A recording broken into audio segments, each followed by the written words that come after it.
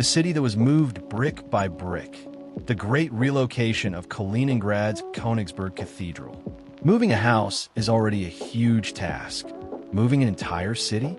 That sounds impossible. But history gives us an incredible example of just that, when a city was literally dismantled and rebuilt piece by piece. One of the most famous cases comes from the story of Karivo and the creation of the Aswan High Dam. But the principle has been repeated in different places, from Russia to the United States and even China. One of the most fascinating examples happened in China in the 1950s, when entire towns were relocated to make way for massive infrastructure projects. In some cases, historical buildings were dismantled stone by stone, numbered, and rebuilt in a new location to preserve cultural heritage. This same painstaking method has been used in Europe as well, most famously in the rescue of historic Königsberg Cathedral after World War II. Königsberg, now Kaliningrad, Russia, was a city rich in medieval architecture, but heavy bombing left it in ruins.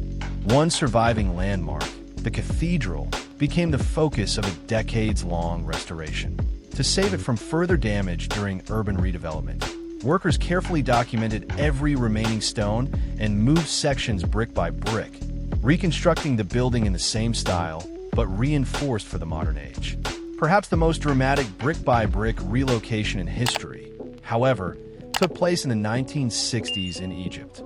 The building in question wasn't a cathedral.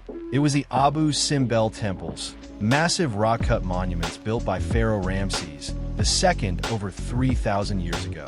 When the construction of the Aswan High Dam threatened to flood the area, an international team, with Unesco's backing, cut the temples into huge blocks, some weighing 30 tons each, numbered them, transported them to higher ground, and reassembled them exactly as they had stood.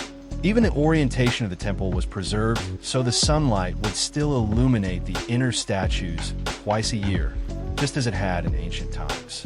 Relocating cities and monuments in this way takes enormous planning. Every brick, stone, and beam must be cataloged.